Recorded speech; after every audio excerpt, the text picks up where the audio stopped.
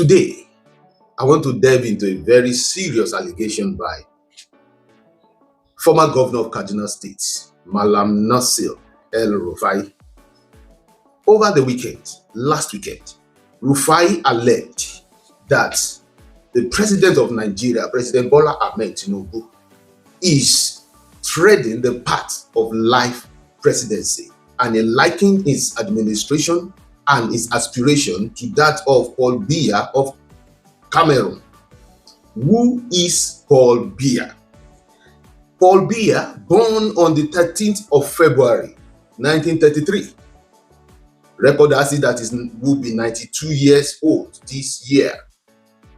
He has been the president of Cameroon for 40 years and is aspiring for his 8th term in office. Invariably, Paul Biya has made himself life president in Cameroon. Cameroon is our neighbor. Cameroon is in West Africa, and Cameroon is practicing democracy. So EL-RUFAI is saying that if it can happen in Cameroon, then we should not be lackadaisical or nonchalant. If care is not taken, it will be repeated in Nigeria. With the style of governance of President Bola Ahmed Tinubu, is Nigeria heading for life presidency? That's the question for you and I. Is Nigeria heading for life presidency? Let's see the signs of likelihood of authoritarian tendencies and perpetuation of self in office. EL-RUFAI warned that Tinubu could seek to be president for life, like Cameroon's Paul Biya. He urged opposition parties to mobilize ahead of 2027 to stop authoritarian drift.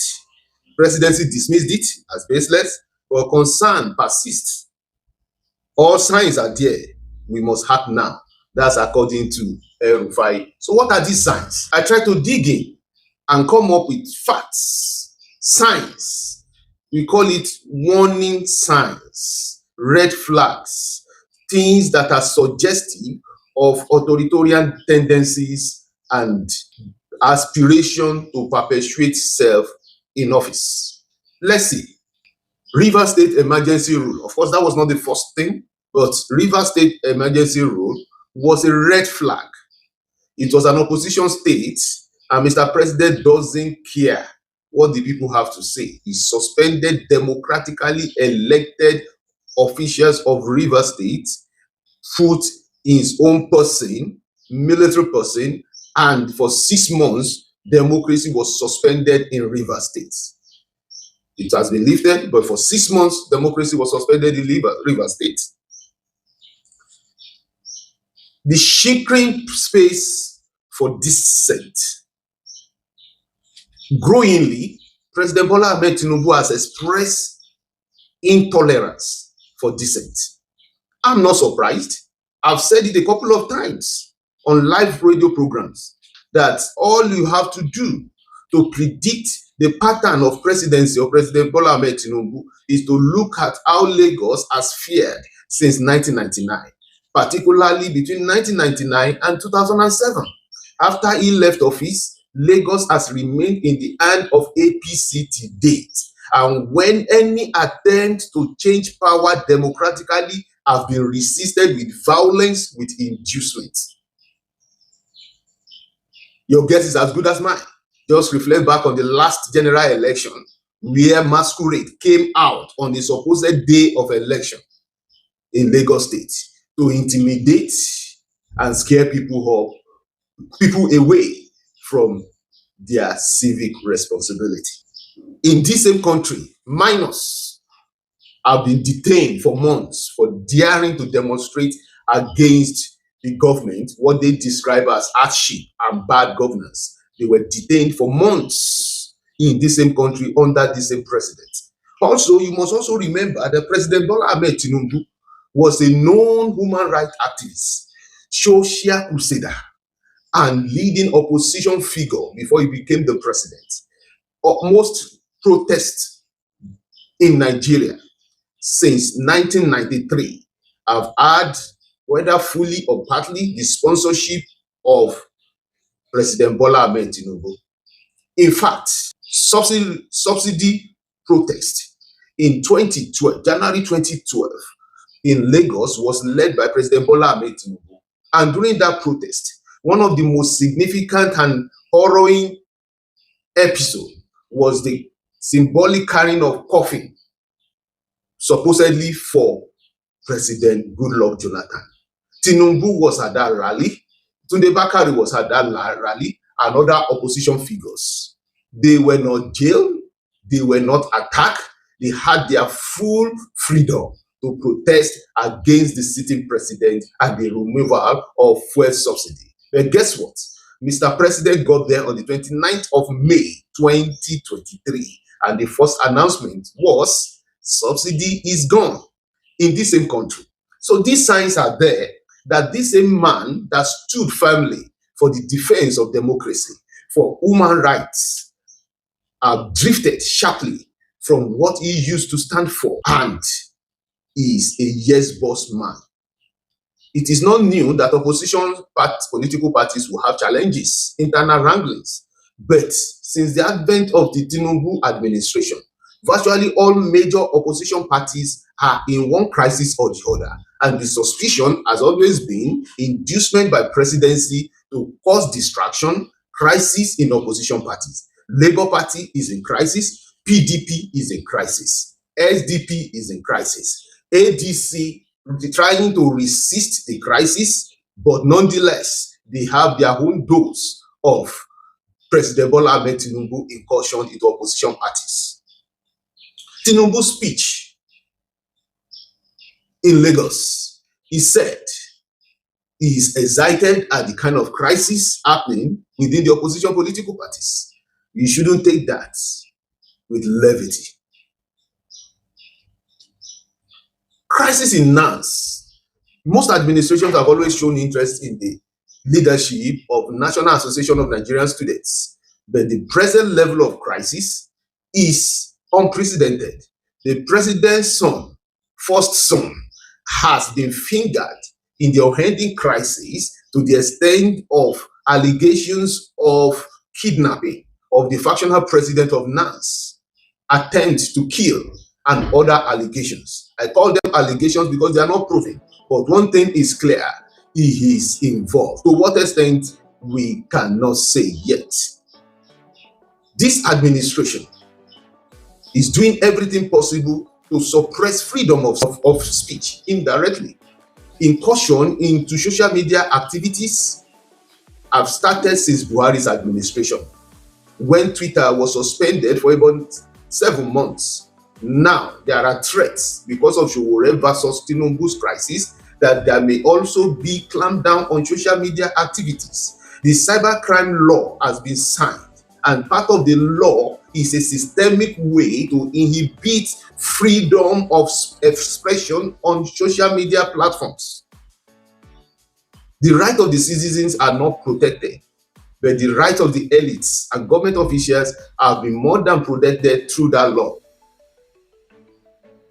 The Governors Forum in the times of Amechi was very strong and like a conscience of the people from different states. But in this present administration, under the leadership of Uzodinma, the Governors Forum is an appendage of the presidency. Sowore has been on the neck of the IGP. The IGP has overstayed his tenure, and it's almost a year since his retirement due date. He's still in office indefinitely. It's unconstitutional, and it is weakening that institution, the policing. There are other gallant officers in the Nigeria police force that are capable and aspiring to become the IGP. Leaving his own man, his former ADC when he was the governor of Lagos State, as the IGP beyond his retirement age is a red flag. To whom much is given, much is expected, because he has left Egbedokun in office as IGP beyond the constitutional given age. Egbedokun has no choice to play to the tune of Mr. President, whether constitutionally or not. Don't ask me. If I were the person, it's either I leave the office or just willingly toe the line of presidency. Because to whom much is given, like I said, much is expected. Many Nigerians now feel their voice don't matter. And when they register for election, they only use the voter's card as another means of identification. Increasing allowances of politicians, the elected officials, is another indication of total control. Money is very crucial in Nigerian politics, and whoever can give you money beyond what you think you deserve has your control completely. And that is what is happening with the National Assembly. The National Assembly, in the 10th National Assembly, has become a rubber stamp National Assembly. Supports whatever Mr. President says or the bill passed to them. And with that kind of National Assembly, the presidency becomes too powerful. Let me take you through memory lane. President Olusegun Aremu Obasanjo, he was president of Nigeria, head of state of Nigeria between 1976 and 1979. As destiny will have it, he returned again as elected president in 1999 and left office and supposed to leave office in 2007. Therefore, a man that has been head of state before becoming the elected president, despite the fact that he has had a taste of presidency before, he desired a third term. Wow, he desired a third term. Save for the gallantry display of the National Assembly then, President Olusegun Obasanjo would have succeeded in altering the Constitution of Nigeria to permit his third term in office. This is my point. If President Olusegun Obasanjo could make that attempt, albeit unsuccessfully, then why do you think a man that has never subjected himself to any higher authority and has found himself as the leader of his political party and the president and commander-in-chief of the Nigerian Armed Forces, with total control over the National Assembly, with majority of the governors of the Federal Republic of Nigeria, with so much wealth, so much that during 2019 election, there were 2 billion fans in his premises. The same man is still president. And some Nigerians are not seeing the signs that this man might desire to remain in office beyond the constitutional given period of 2 terms. I've said it.